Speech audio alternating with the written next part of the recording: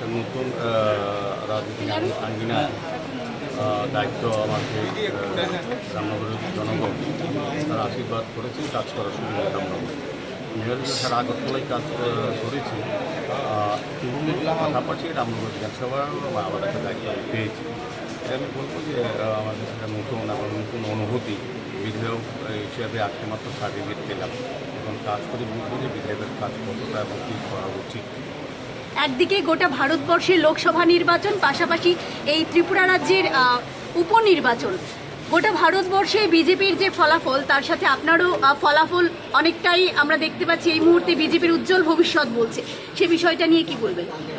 আমাদের প্রত্যাশিত নরেন্দ্র মোদীজি সারা ভারতবর্ষে ত্রিপুরার প্রধানমন্ত্রী হবেন সমস্ত ভারতবাসী চাইছিলেন, তারই ফলস্বরূপ আজকে রেজাল্ট হচ্ছে। এবং ত্রিপুরা তো আমরা আগে থেকে আমরা জানি, যেহেতু সারা বছর যদি আমাদের